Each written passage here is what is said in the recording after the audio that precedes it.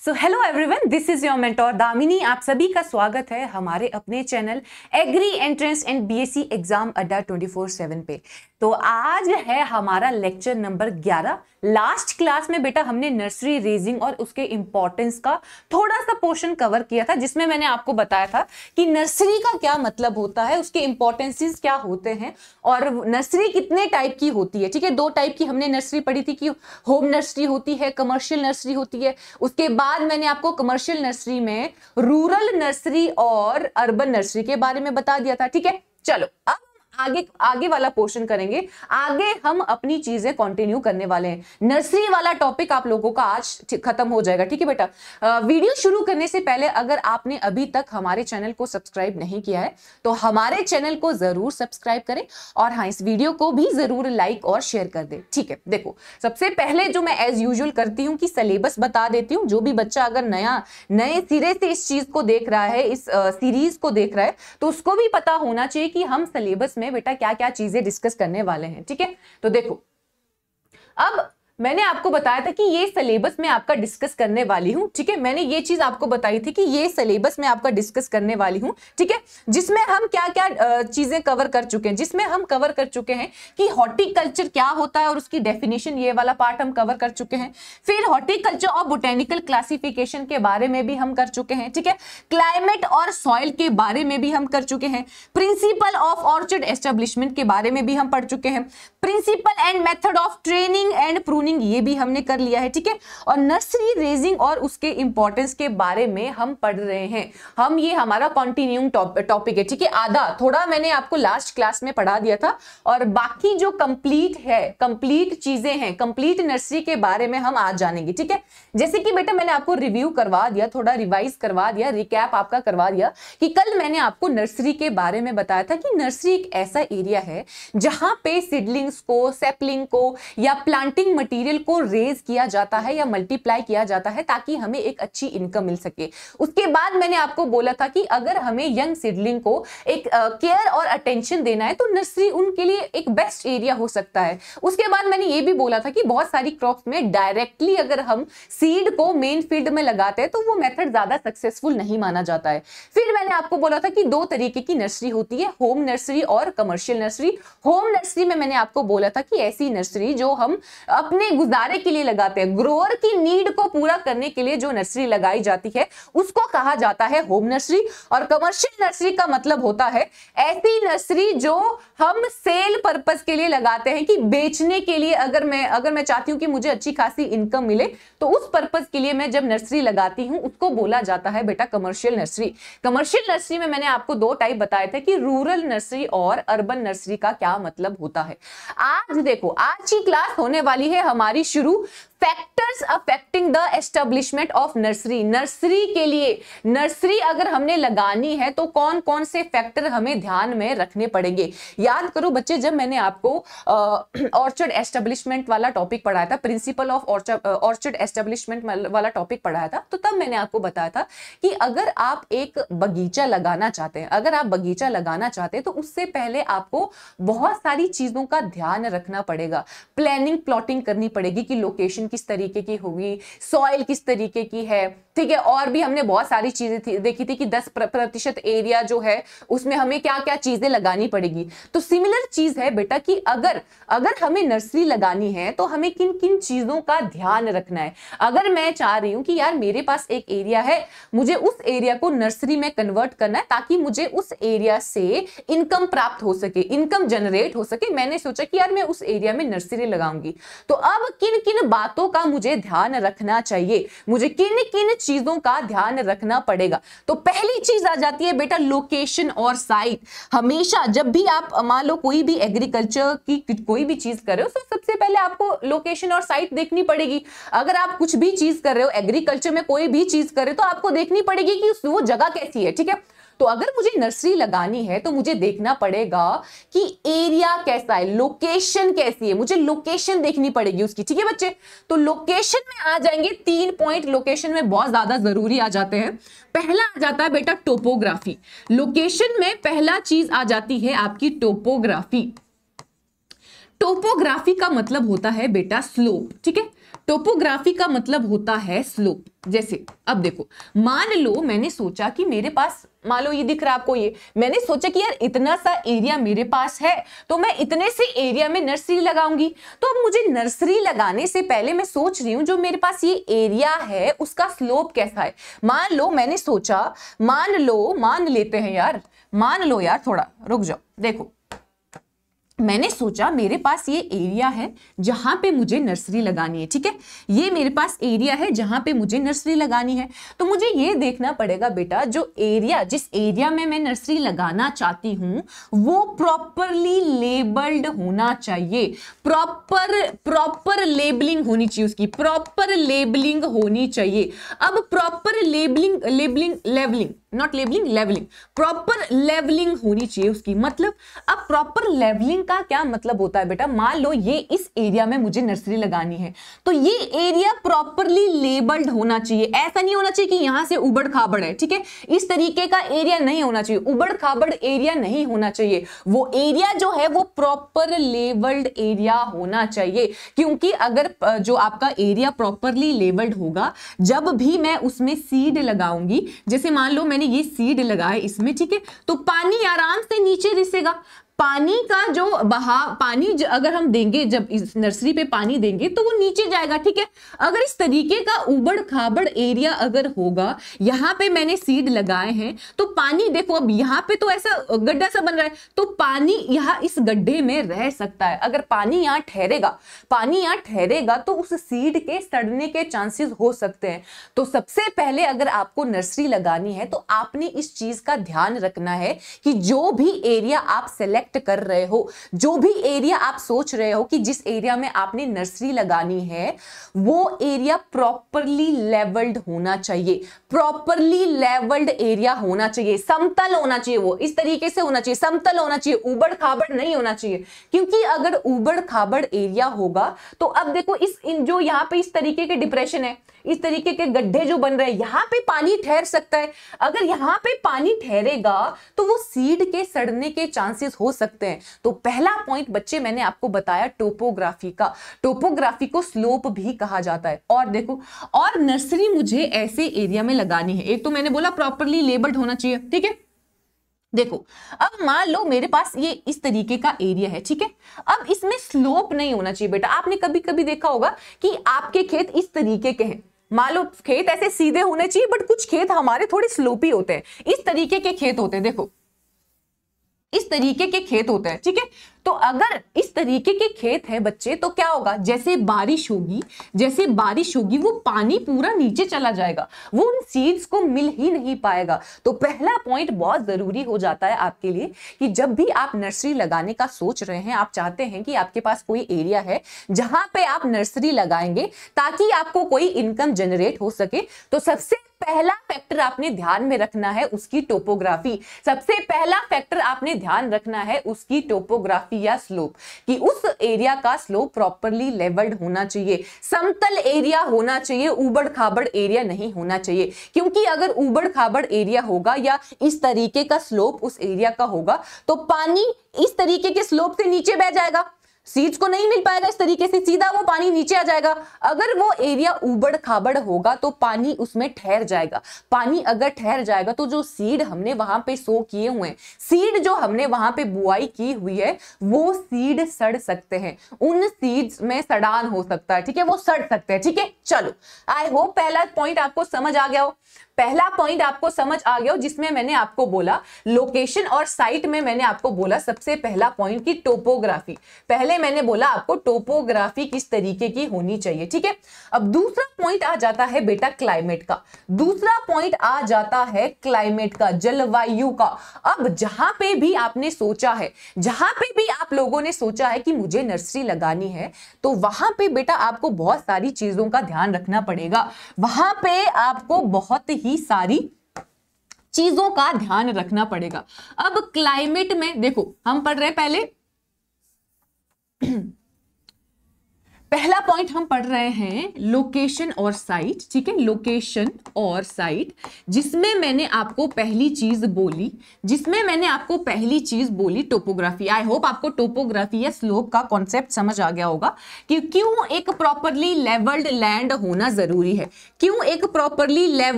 है, आई होप आपको चीजें समझ आ रही होंगी, ठीक है बेटा। देखो मैंने लास्ट क्लास में कुछ बच्चों के कमेंट देखे थे, तो उन्होंने बोला था मैम मजा नहीं आ रहा, कुछ टॉपिक बहुत बोरिंग होते हैं। मैं उस चीज में बिल्कुल अग्री करती हूँ, कुछ टॉपिक बहुत बोरिंग होते हैं जिनको पढ़ने का मन ही नहीं करता है। तो पढ़ने तो पढ़ेंगे, एग्जाम पॉइंट ऑफ व्यू से वो इंपॉर्टेंट होते हैं, तो पढ़ने तो पढ़ेंगे आपको। देखो तो अच्छे मन से पढ़ा करो, फिर अच्छे मन से पढ़ा करो, ऐसे नहीं कि क्या चला हुआ है, क्यों। मैं कोशिश करती हूँ कि आपको हर एक चीज समझ आए, और बार बार मतलब आप खुद देखना यार, एक चीज को मैं बहुत बार रिपीट करती हूँ, एक चीज को मैं बहुत बार रिपीट कर डालती हूँ, ताकि मतलब समझ आ जाए यार तुम्हें, मतलब याद हो जाए चीजें। मैं इस तरीके से पढ़ाने की कोशिश करती हूँ, ठीक है। तो अच्छा बुरा मतलब थोड़ा बोरिंग कभी कभी हो जाता है, वो टॉपिक के हिसाब से बच्चे बोरिंग होता है, ठीक है। नर्सरी का आपको लग रहा होगा कि टॉपिक ऐसा है वैसा है, कुछ टॉपिक आपके बहुत इंटरेस्टिंग होते हैं, बट कुछ आपके बोरिंग होते हैं, तो पढ़ने तो आपको सारे पढ़ेंगे, ठीक है।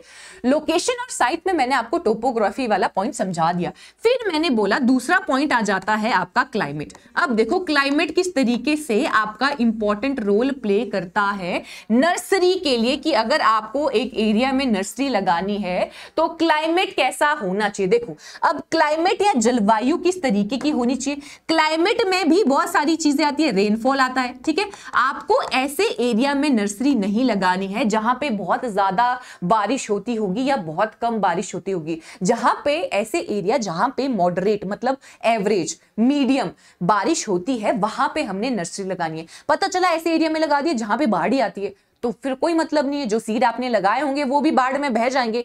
आपने पता चला ऐसे एरिया में सीड लगाए जहां पे बहुत कम रेनफॉल होता है, पता चला सीड को पानी नहीं मिला और वो पानी ना मिलने की वजह से जर्मिनेट ही ना हो, तो आपका जो रेनफॉल है बच्चे, अगर आपने एक ऐसा सोचा है कि एरिया में आपको नर्सरी लगानी है तो रेनफॉल होना चाहिए मॉडरेट, रेनफॉल होना चाहिए मॉडरेट, ठीक है, मॉडरेट रेनफॉल होना चाहिए, ठीक है। अब दूसरा फैक्टर देख लेते हैं, टेम्परेचर। दूसरा फैक्टर हम देख लेंगे कि टेम्परेचर कैसा होना चाहिए, ठीक है, टेम्परेचर कैसा होना चाहिए। अब आप खुद सोचो कि टेम्परेचर भी तो मॉडरेट ही होना चाहिए यार।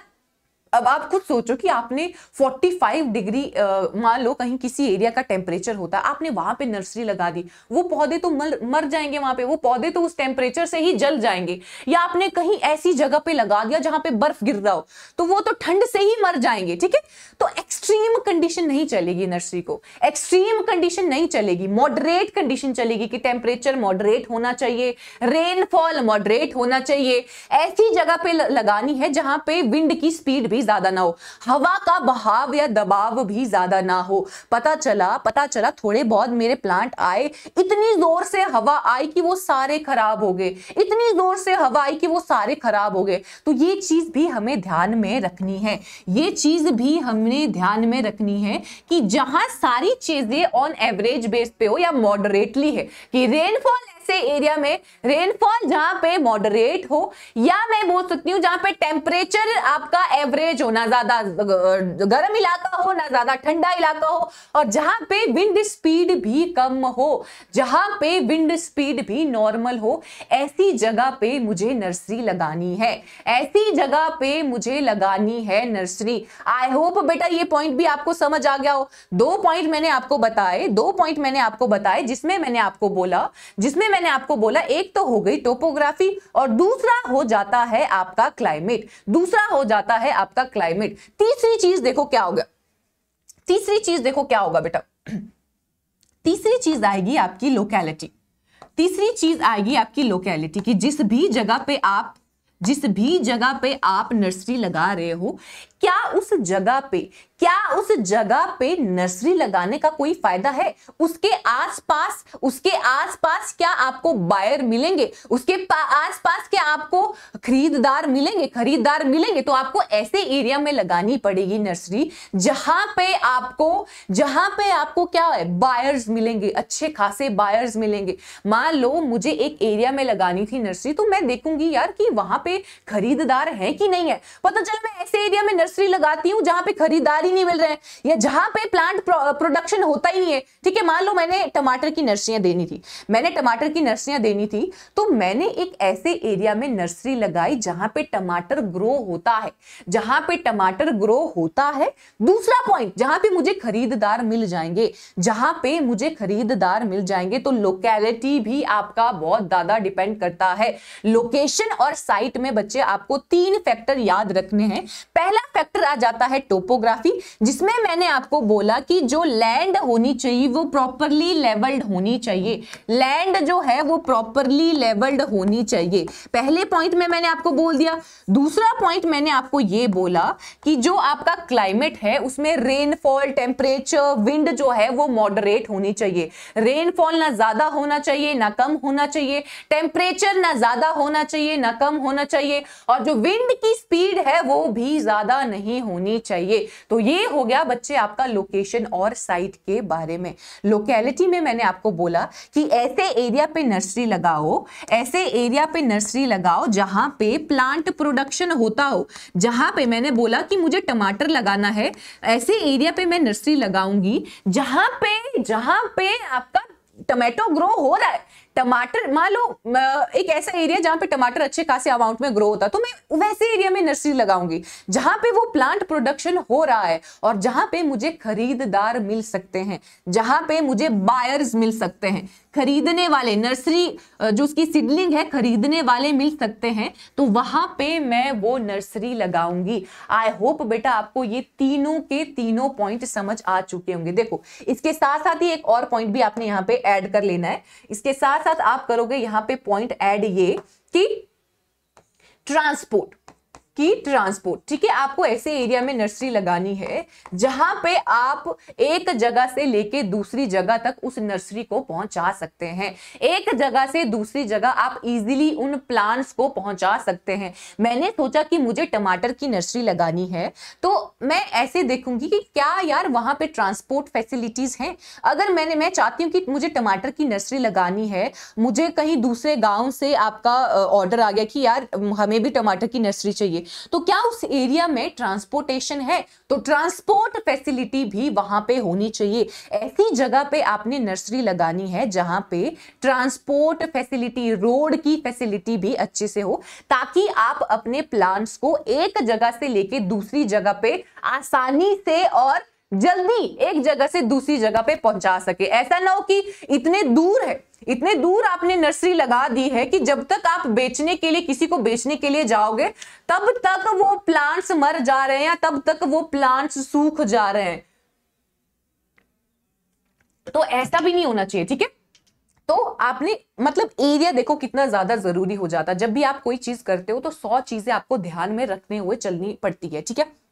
तो उसी तरीके से मैंने आपको बोला लोकेशन और साइट में हमने 4 पॉइंट्स पढ़े, टोपोग्राफी, क्लाइमेट, लोकेलिटी और हो गया आपका ट्रांसपोर्ट। आई होप बेटा आपको इतनी चीजें क्लियर हो गई होंगी कि मैं क्या बोलने की कोशिश करी हूं। कमेंट सेक्शन में मुझे बताते रहना यार, बताते रहना। आज मेरी ऐसी थोड़ी तबीयत, आपको लग रहा होगा थोड़ी एनर्जी कम है, उसके लिए मुझे माफ कर दो। तो थोड़ा तबीयत का है, शायद थोड़ी तबीयत नासाज लग रही है मुझे मेरी, ठीक है।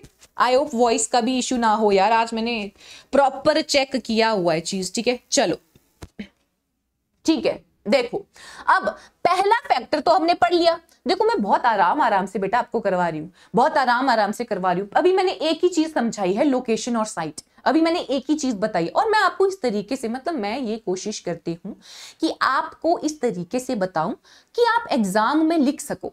क्योंकि हमें क्या होता है, हमें समझ आ गया तो हम लिख सकते हैं उसको कि अच्छा नर्सरी में मैडम ने बोला था कि नर्सरी कैसी जगह है जहाँ पे इन चीजों को लगाया जाता है। इंपॉर्टेंस में मैम ने बोला था कि पहले बेबी प्लांट होता तो उसको केयर की जरूरत होती है, तो वो आप चीजें खुद लिख सको। मैं इस तरीके से आपको पढ़ाना चाहती हूँ कि आपके दिमाग में छप जाए चीजें, फिर कोई किसी तरीके का आपको एग्जाम में क्वेश्चन आए बस आप लिख डालो कॉन्सेप्ट। क्योंकि अगर पता हो ना फिर हम आंसर लिख लेते हैं कि अगर यार मेन तो पता है मुझे तो मैं आंसर लिख लेता हूं उस तरीके से। देखो लोकेशन और साइट में मैंने आपको 3-4 पॉइंट्स बताए, एक ही अभी हमारा हुआ लोकेशन और साइट, ठीक है।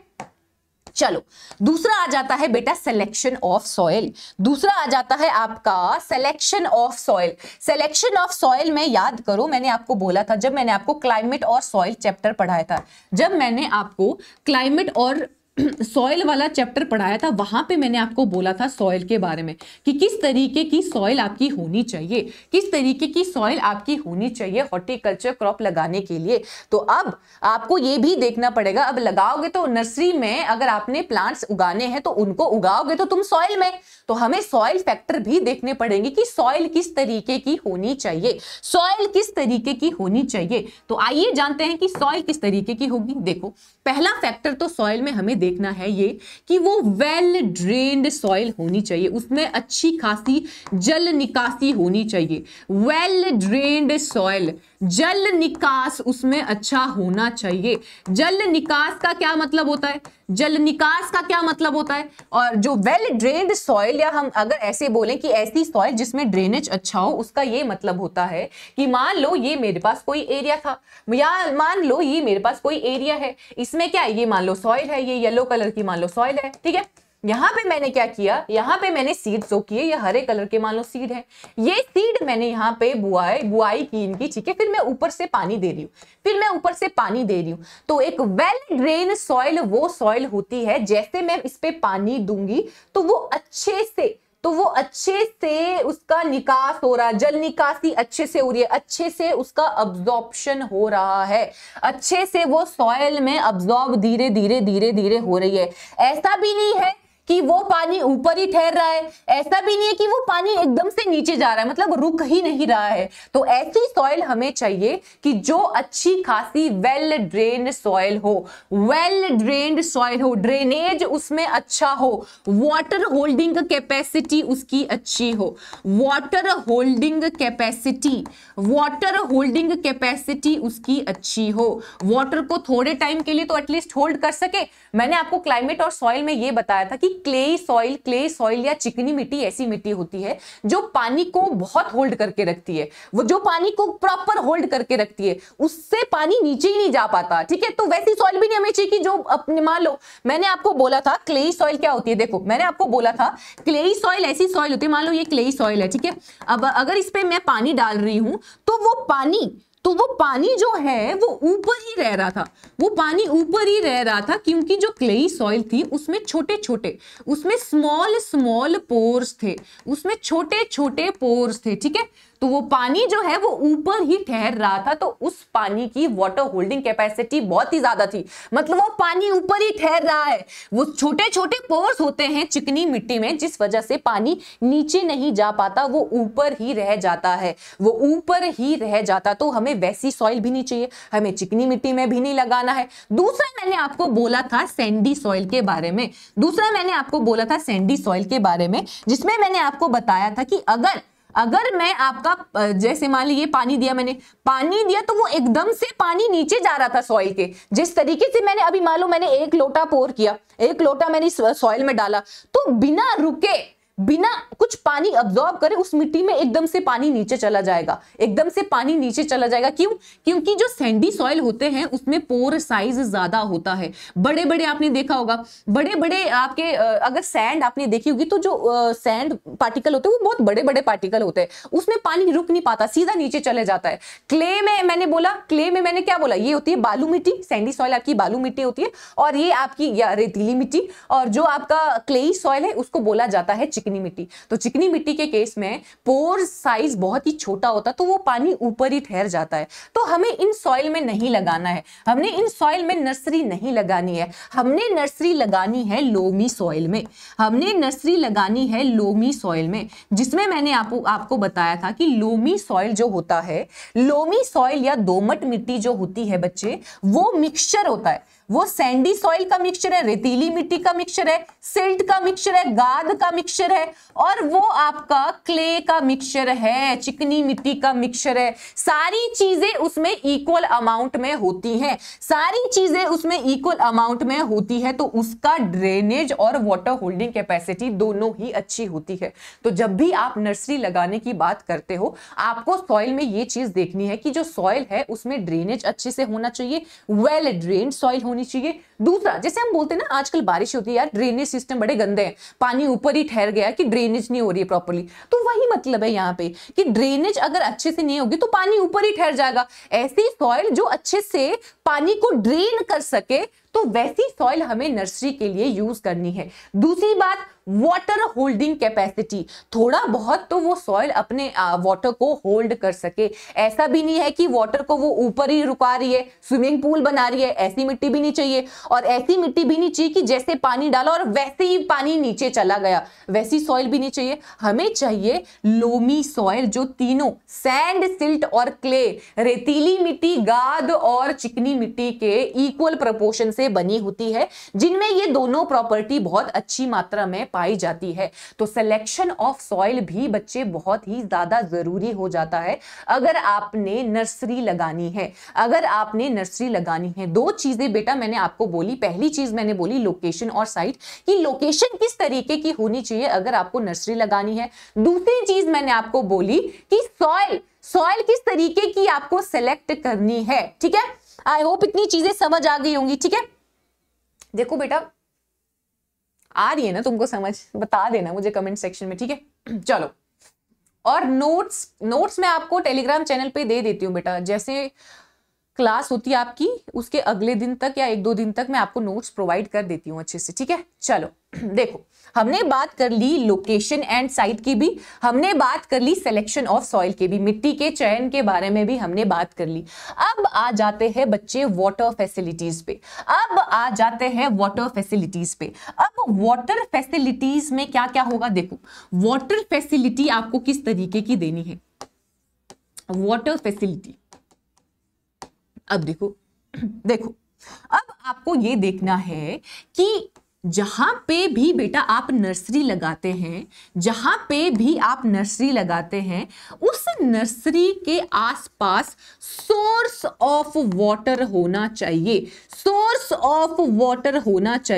ऐसा ना हो आप ऐसे एरिया में लगा रहे हो जहां पे पानी ही उपलब्ध ना हो। तो अवेलेबिलिटी ऑफ वाटर होना चाहिए, सोर्स ऑफ वाटर वहां पे होना चाहिए, ताकि आप अपनी नर्सरी में सिंचाई कर सके, ताकि आप नर्सरी में इरिगेशन कर सके। क्योंकि आपने वहां पे सीड बुआई की है, आपने वहां पे बीज बुआई की है, तो उन बीजों को पानी भी चाहिए, उन बीजों को पानी की जरूरत भी है। तो आपने क्या करना है, आपने ये चीज मेक श्योर करनी है, आपने ये चीज ध्यान में रखनी है कि जहां पे भी आप नर्सरी लगाते हैं वहां पे पानी का उपलब्धता, पानी की अवेलेबिलिटी होनी चाहिए। दूसरा पॉइंट, सिर्फ पानी की उपलब्धता ही मैटर नहीं करती, वो पानी किस तरीके का है, क्वालिटी ऑफ वाटर, वो पानी किस तरीके का है बेटा, वो चीज भी आपको ध्यान देने वाली है। पहले मैंने बोला आपको देखना है सोर्स ऑफ वाटर, पहले मैंने आपको बोला ऐसी चीज देखनी है कि वहां पे पानी है, पानी उपलब्ध है कि नहीं है। दूसरी चीज आपको देखनी ये है कि क्या वहां पे पानी की क्वालिटी,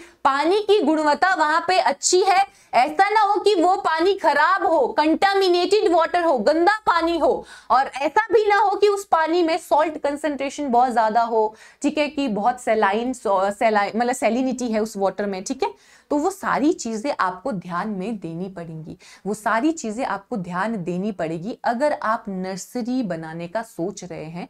अगर आप नर्सरी बनाने का सोच रहे हैं तो आपको ये सारे फैक्टर ध्यान देने पड़ेंगे।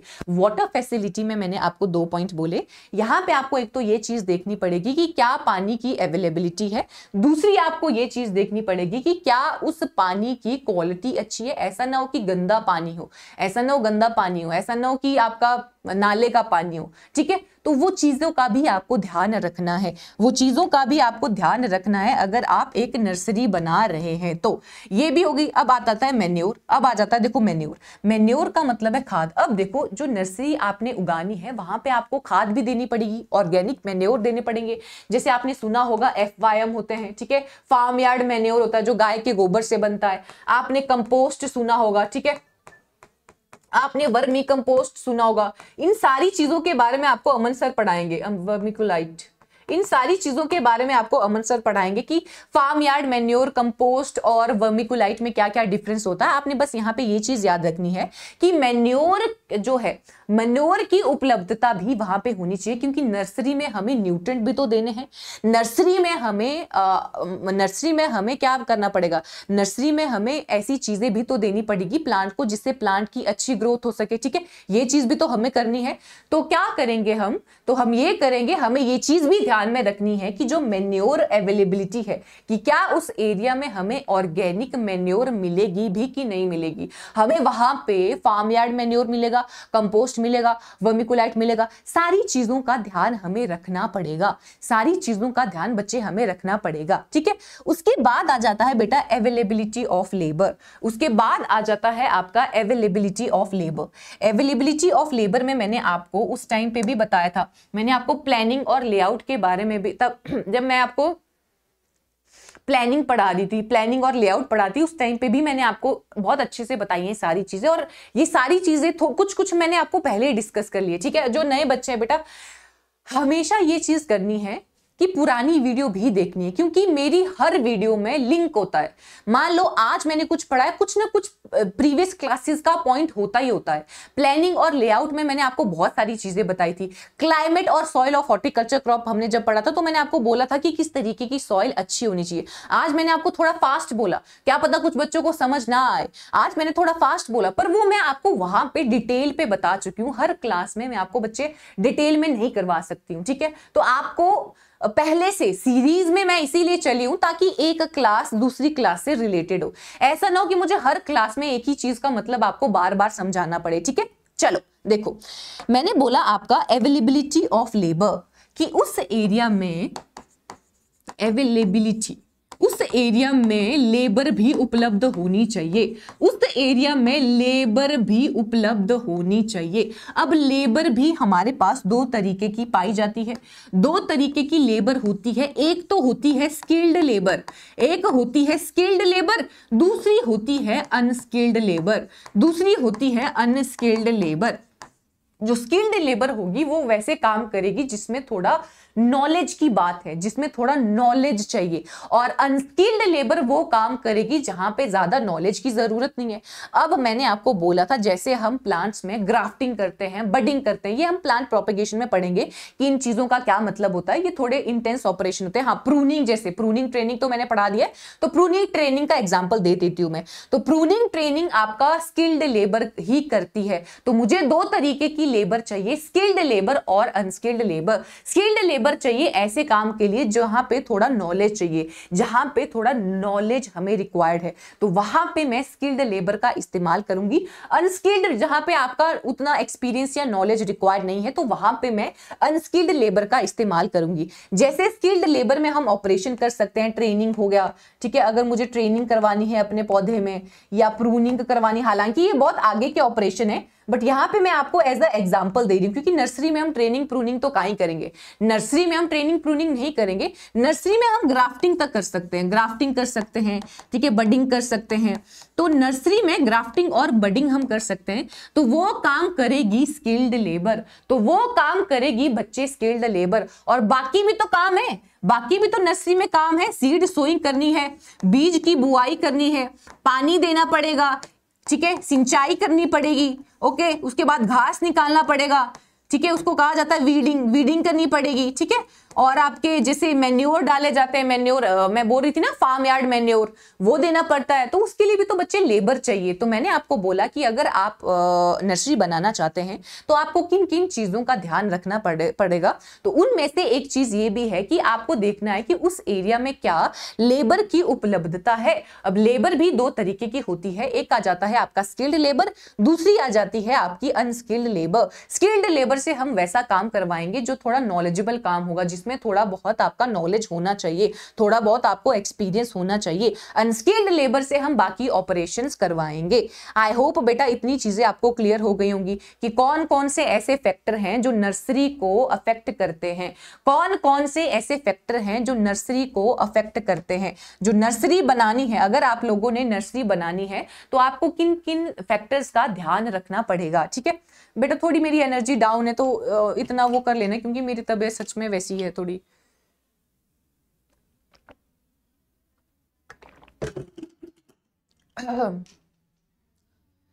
मुझे पता है ये कुछ बच्चों को एक्सक्यूज लगेंगे, बट थोड़ी मेरी तबीयत नासाज है, तो थोड़ा सा बस मेरे साथ वो करना, कॉर्पोरेट करना, कॉर्पोरेट। चलो देखो, अब हम पढ़ेंगे कंपोनेंट्स ऑफ नर्सरी के बारे में कि नर्सरी के क्या क्या घटक हैं। नर्सरी के घटक क्या क्या हैं। देखो, जब मैंने आपको प्लानिंग और लेआउट बताया था तब भी मैंने आपको ये बोला था बच्चे कि एक ऑर्चर्ड है, जब एक बगीचा होता है, जब मैं एक बगीचा लगाने का सोच रही थी तो ऐसा नहीं कि खाली मैं वहां पे सिर्फ पौधे ही लगाऊंगी, बहुत सारे और स्ट्रक्चर, जैसे मैंने बोला था कि इरिगेशन चैनल है या कुछ बिल्डिंग ब्लॉक्स हैं, वो भी मुझे वहां पे बनाने पड़ते हैं। तो उसी तरीके से नर्सरी में भी नर्सरी लगाने के अलावा और बहुत सी चीजें होती हैं, तो वो कंपोनेंट्स कौन कौन से हैं वो भी जान लेते हैं। देखो, पहले आ जाता है बेटा बिल्डिंग स्ट्रक्चर, पहले आ जाता है आपका बिल्डिंग स्ट्रक्चर्स पहले आ जाता है आप लोगों का बिल्डिंग स्ट्रक्चर। अब देखो, नर्सरी में कुछ ऐसे स्ट्रक्चर्स होते हैं जो आपके लगाए जाते हैं या जो आपके होने चाहिए। अब क्या क्या वो आपके स्ट्रक्चर्स होंगे, जैसे देखो, अब जहां पे भी आपने नर्सरी लगाई होगी, मान लो कमर्शियल नर्सरी आपने लगाई है, कमर्शियल नर्सरी बोलने का मेरा ये तात्पर्य है, अगर आपने नर्सरी सेल पर्पस के लिए लगाई है कि आप उस नर्सरी में पौधे उगाओगे और उन पौधों को आगे बेच दोगे, अगर आपने बेचने के पर्पस से नर्सरी लगाई है तो उसको बोला जाता है कमर्शियल नर्सरी। मान लो मैंने कमर्शियल नर्सरी लगाई तो उस नर्सरी में मुझे कुछ ऑफिसेस भी बनाने पड़ेंगे, अब आप बोलोगे नर्सरी में ऑफिस का क्या मतलब है? नर्सरी में ऑफिस का क्या मतलब है? तो नर्सरी में ऑफिस का मतलब है रिकॉर्ड मेंटेन करना। रिकॉर्ड मेंटेनेंस के लिए आपको ऑफिसेस बनाने पड़ेंगे। अगर मान लो आपको ये रिकॉर्ड मेंटेन करना पड़ेगा यार, मान लो आपने इनकम के तौर पे नर्सरी लगाई है तो आपको एक रिकॉर्ड मेंटेन करना पड़ेगा, यार मैंने इतने एरिया में इतने पौधे लगाए हैं, इतने पौधे इसके बने हैं, इतने एप्पल क्या है, इतने मैंगो क्या है, इतने टमाटर क्या है, इतने ब्रिंजल क्या है, इतने चिली के, तो आपको एक प्रॉपर रिकॉर्ड मेंटेन करना पड़ेगा। तो उसके लिए जो ऑफिस होंगे वो भी तो आपके बिल्डिंग स्ट्रक्चर में आएंगे, ठीक है। दूसरी चीज आ जाती है बेटा, दूसरी चीज आपकी आ जाती है पैकिंग शेड्स, पैकिंग शेड। अब मान लो मैंने क्या किया, मेरी नर्सरी है, मुझे ऑर्डर आ गया कहीं से, मुझे ऑर्डर आ गया कि जी इतने प्लांट चाहिए मुझे, इतने प्लांट मुझे टमाटर के चाहिए, इतने प्लांट मुझे ब्रिंजल के चाहिए, तो मुझे उन प्लांट्स को पैक करना पड़ेगा। तो वो पैकिंग के लिए, प्लांट को पैक करने के लिए,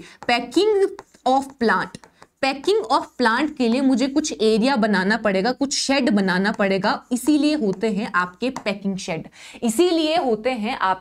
शेड। दो चीजें मैंने अभी तक आपको बिल्डिंग स्ट्रक्चर्स में बताई। पहला मैंने बोला ऑफिस आपको बनाने पड़ेंगे कि ताकि आप रिकॉर्ड मेंटेन कर सके कि कितने प्लांट आपने उगाए हैं, कौन से प्लांट कितने के हैं, मान लो कौन से प्लांट टमाटर के हैं, कितने प्लांट आपके ब्रिंजल के हैं, कितने प्लांट आपके मिर्च के हैं, कितने प्लांट आपके एप्पल के हैं, कितने प्लांट आपके मैंगो के हैं, ठीक है।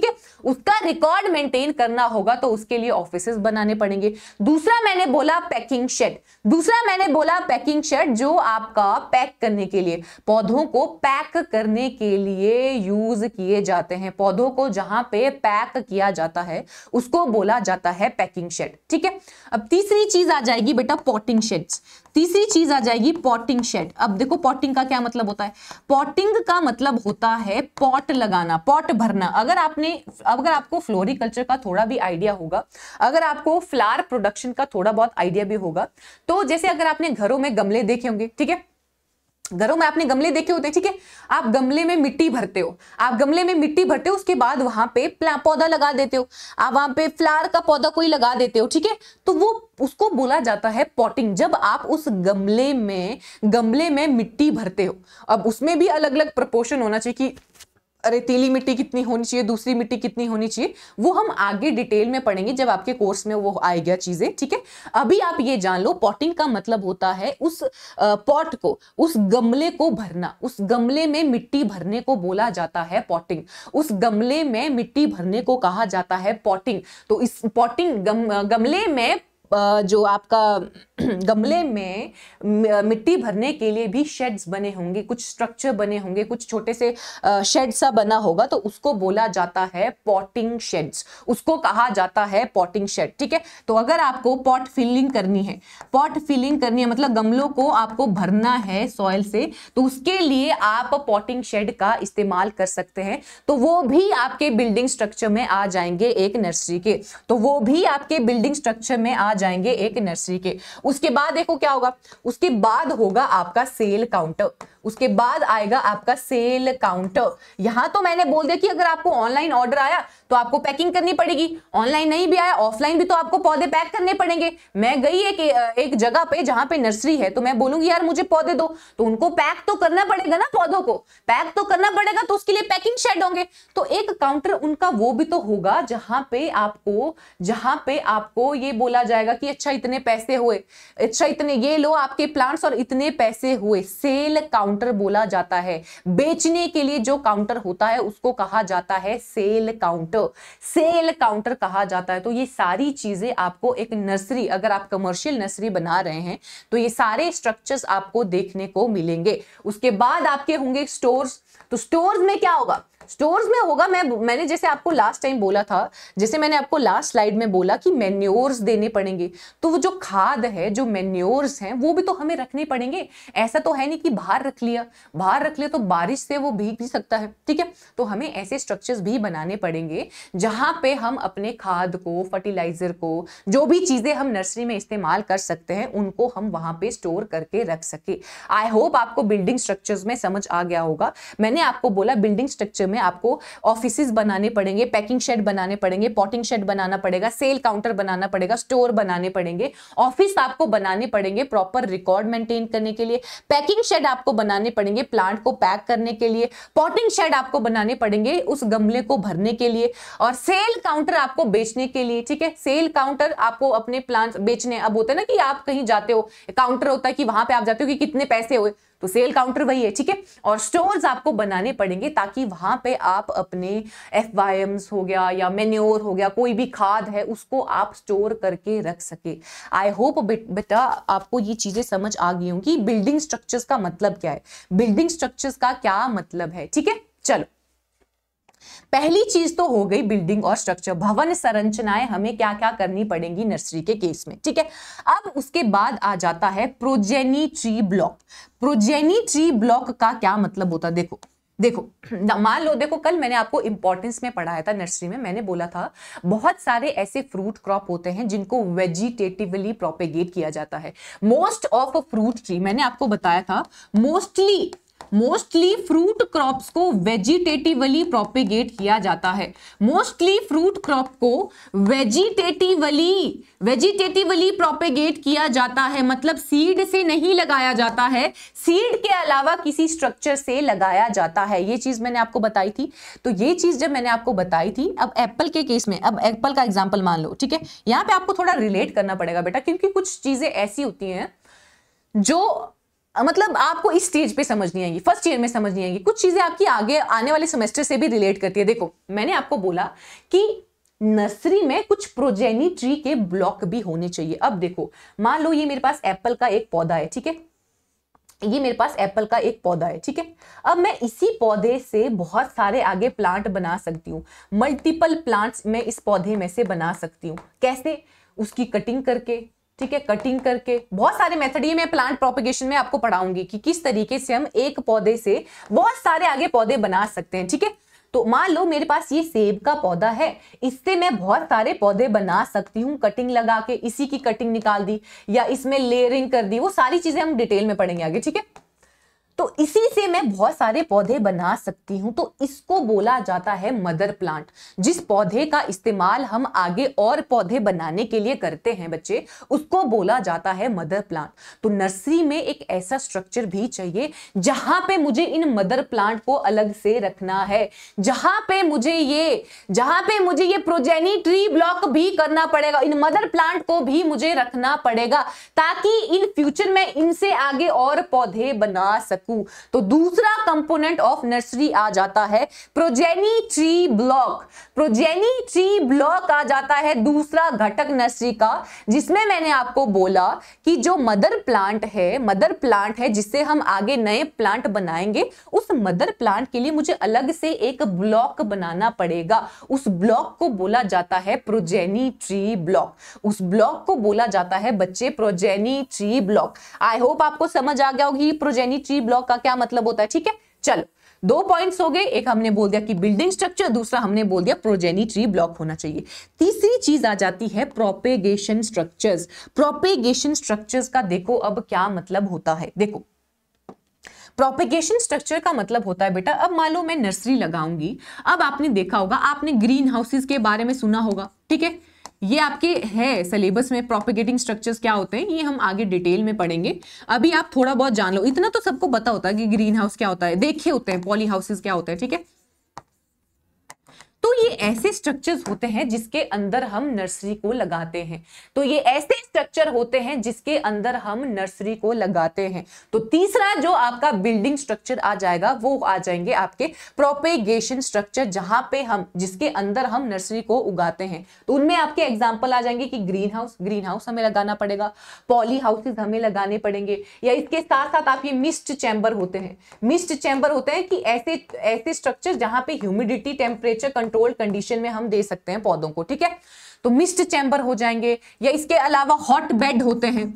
इसके अलावा हॉट बेड होते हैं जहां पे सीड को अगर मैं सोइंग करती हूं तो सीड बहुत जल्दी जर्मिनेट कर जाता है। तो कुछ ऐसे स्ट्रक्चर्स बेटा जहां पे नर्सरी को उगाया जाता है तो उनको बोला जाता है प्रोपेगेशन स्ट्रक्चर्स। उनको बोला जाता है बेटा प्रोपेगेशन स्ट्रक्चर। और प्रोपेगेशन स्ट्रक्चर में आपके एग्जाम्पल आ जाएंगे green houses, poly houses, mist chamber और हॉट बेड।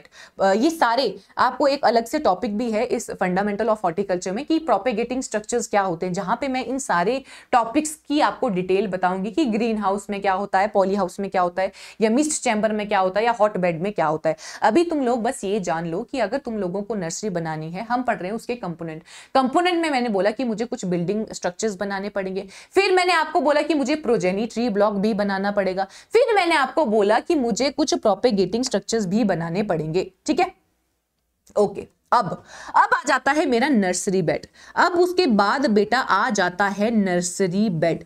अब सबसे ज्यादा जरूरी तो यही है बेड का मतलब होता है, बेड का मतलब, अब आप बोलोगे कि बेड का मतलब समझा रही है मैडम हमें, है ना। बेड का मतलब होता है कि जहां पे हम सीड सोइंग करते हैं। आपने अगर फील्ड देखी होगी, अगर आपने कभी फील्ड देखी होगी, तो इस तरीके से आप छोटे छोटे एरिया बनाते हो, उन एरिया को बोला जाता है बेटा बेड। उन एरिया को बोला जाता है बेड। और उन छोटे छोटे एरिया में हम आगे नर्सरी देते हैं। उन छोटे छोटे एरिया में मैं आगे सीड लगा रही हूं या कोई प्लांट लगा रही हूं, तो उसको बोला जाता है नर्सरी बेड। उसको बोला जाता है बेटा नर्सरी बेड। तो नर्सरी बेड भी हमें बनाने हैं। नर्सरी बेड हमें इस तरीके से बनाने हैं कि जो एरिया यूज कर रही हूं मैं बेड के लिए, वो आपका प्रॉपर लेवल्ड एरिया होना चाहिए, प्रॉपर समतल इलाका होना चाहिए, प्रॉपर आपका लेवल्ड एक एरिया होना चाहिए। ठीक है, नर्सरी बेड में आपको ये चीज ध्यान रखनी है। और बरसात में आपने अगर सुना होगा कि उन बेड को थोड़ा ऊंचा बनाया जाता है। बरसात में उन नर्सरी बेड को ऊंचा बनाया जाता है ताकि क्या हो, ताकि पानी से वो खराब ना हो, ताकि उसके अंदर जो चीजें लगी हुई हैं तो वो पानी से खराब ना हो। तो इसीलिए उनको ऊंचा बनाया जाता है, इसीलिए उसको कहा जाता है रेज्ड बेड। रेज्ड बेड का मतलब तो ऊंचे ऊंचे बेड बनाए जाएंगे ताकि पानी जो है, जो बेड में चीजें हमने लगाई है, पानी उनके कांटेक्ट में अच्छे से ना आए। ऐसा ना हो कि मान लो अगर आपने रेज्ड बेड नहीं बनाया तो पानी आपके इस लेवल पे ही आ जाएगा, तो जो भी चीजें आपने उसमें लगाई होंगी वो चीजें सड़ जाएंगी। तो बरसात में आपको ये चीज ध्यान रखनी है कि अगर आप नर्सरी लगा रहे हैं तो उन नर्सरी बेड को थोड़ा ऊंचा बनाना है। ठीक है, चलो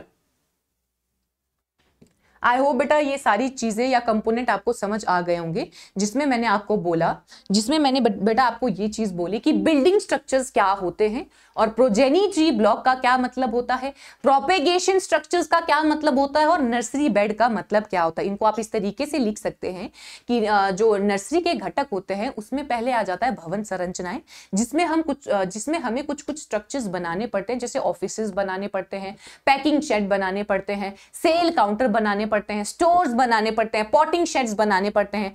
प्रोजेनी ट्री ब्लॉक में मैंने आपको बोला कि मुझे ऐसे ब्लॉक भी बनाने पड़ेंगे जहां पे मैं मदर प्लांट को स्टोर करके रख सकूं, जिन मदर प्लांट से मैं आगे और प्लांट उगा सकती हूं या और प्लांट मल्टीप्लाई कर सकती हूं।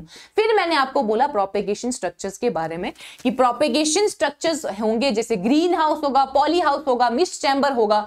तो ऐसे स्ट्रक्चर भी मुझे मेरी नर्सरी में बनाने पड़ेंगे, ऐसे स्ट्रक्चर्स भी मुझे मेरी नर्सरी में बनाने पड़ेंगे ताकि मैं उसमें अंदर नर्सरी उगा सकूं, ताकि मैं उसमें अंदर प्लांट्स लगा सकूं। फिर नर्सरी बेड, जो नर्सरी बेड है वो सबसे बड़ा, सबसे इंपॉर्टेंट कंपोनेंट होता है नर्सरी का, जिसमें क्या किया जाता है, जिसमें अंदर आपके सीड को लगाया जाएगा। और बारिश के टाइम हमें यह ध्यान रखना है कि जो बेड हमने लगाया है या जो बेड हमने बनाया है उसको थोड़ा रेज्ड बनाया जाए, उसको थोड़ा ऊंचा बनाया जाए, ताकि जो भी चीजें हमने बेड पे लगाई हैं वो खराब ना हो, ताकि जो भी चीजें हमने बेड में लगाई हैं वो खराब ना हो। ठीक है, देखो अब नेक्स्ट चीज आ जाती है मैनेजमेंट ऑफ यंग नर्सरी। अगर आपने नर्सरी, अब देखो पहले मैंने आपको बोला नर्सरी का मतलब क्या होता है, फिर मैंने बोला कि नर्सरी क्यों लगा सकते हो, इंपॉर्टेंस मैंने बता दिए।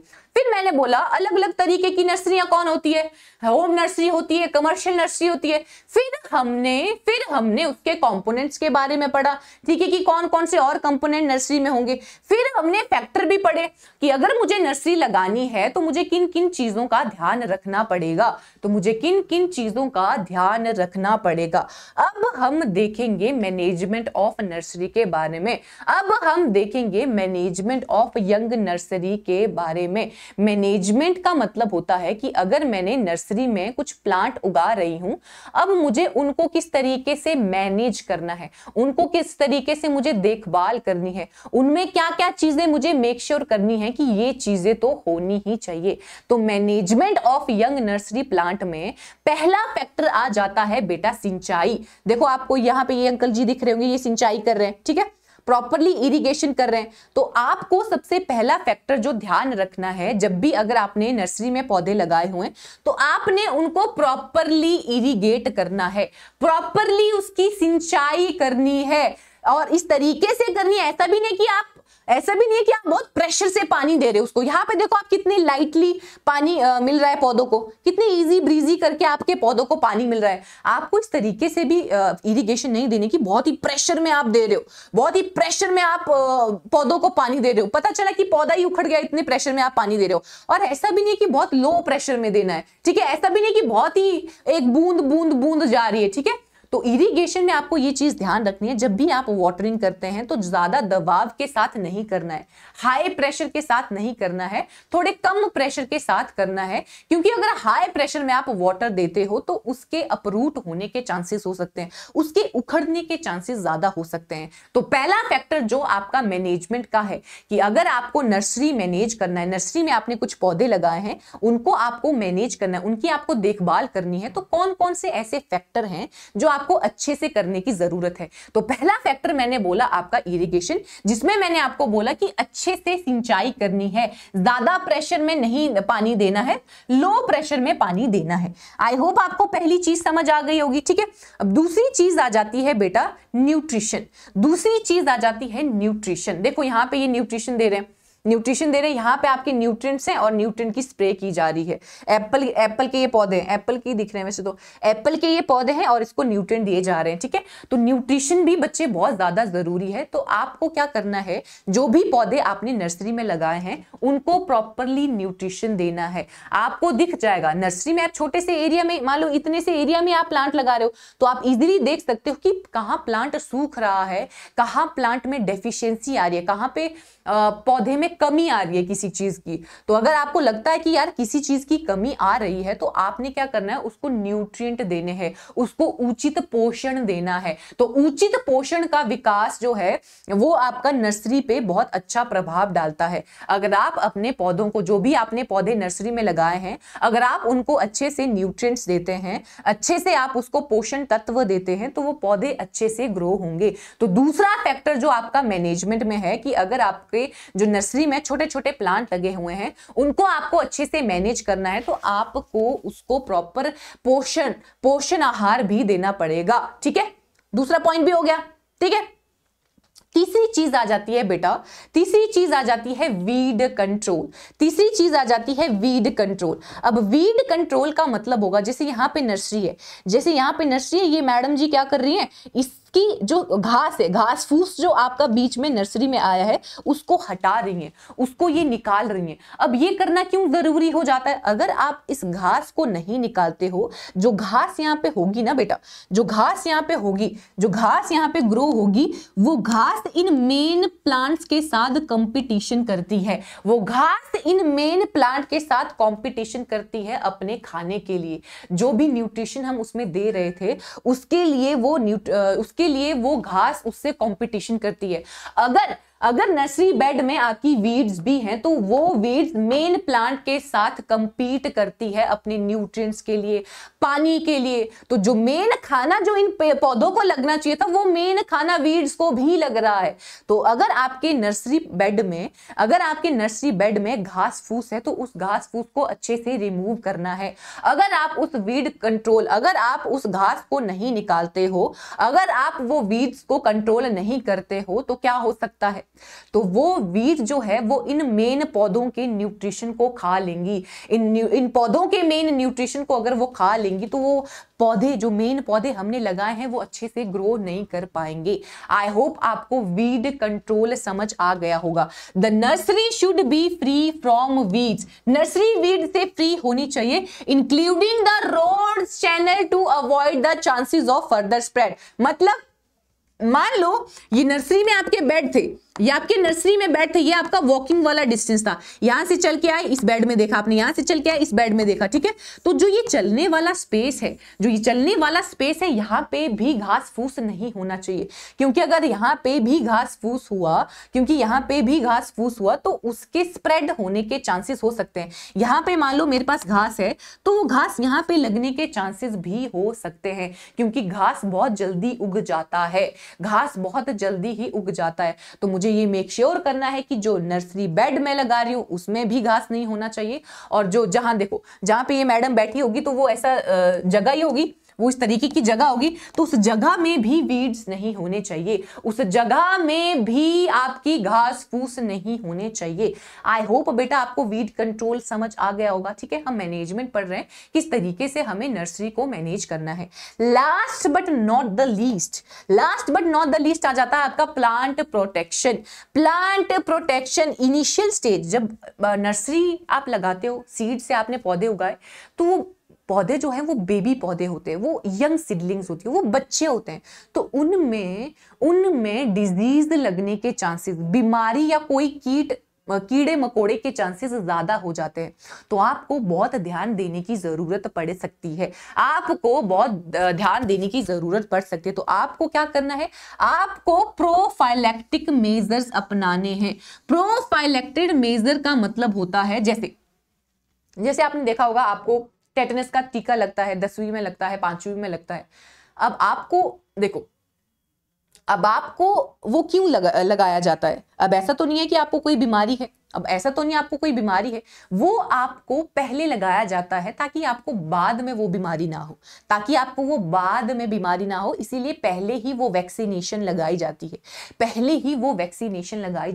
पोलियो की वैक्सीन है, ठीक है। अब पोलियो की वैक्सीन ऐसा तो है नहीं कि पोलियो होने के बाद दी जाती है, पोलियो से पहले दी जाती है ताकि बाद में चल के वो चीजें ना हो, ठीक है। ये बंद हो गया यार, रुक जाओ। तो मैं आपको ये बता रही थी, खत्म ही हो गया है वैसे चीजें, ठीक है। मैं आपको ये बता रही थी, लास्ट हमारा पॉइंट था प्लांट प्रोटेक्शन का। प्लांट प्रोटेक्शन में मैंने आपको बोला कि जो यंग पौधा होता है, जो बेबी पौधा होता है, उसमें क्या चांसेस होते हैं? यंग पौधा और जो बेबी पौधा होता है उसमें ये चांसेस होते हैं कि उसको डिजीज लगने के चांसेस ज्यादा होते हैं, उसमें बीमारी लगने के चांसेस ज्यादा होते हैं। तो हमने क्या करना है, हमने ये मेक श्योर करना है कि उस पौधे को कोई बीमारी ना लगे। तो मैं प्रोफाइलैक्टिक मेजर का इस्तेमाल करूंगी। प्रोफाइलैक्टिक मेजर का मतलब होता है कि बीमारी होने से पहले ही मैं कुछ चीजें कर लूंगी, बीमारी होने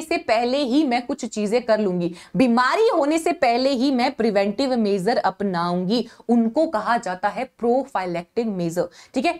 जैसे मैंने आपको पोलियो का एग्जांपल दिया, ठीक है। पोलियो की वैक्सीनेशन हमें पहले मिलती है, ठीक है, पोलियो होने के बाद नहीं दी जाती, वो पहले दी जाती है ताकि बाद में ना हो। तो ऐसी चीजें ऐसी ट्रीटमेंट जो प्लांट को पहले दी जाती है ताकि उसको बाद में वो चीजें ना हो, उनको कहा जाता है बेटा प्रोफाइलेक्टिक स्प्रे, उनको बोला जाता है प्रोफाइलेक्टिक स्प्रे। ठीक है, रुक जाओ 1 मिनट अब।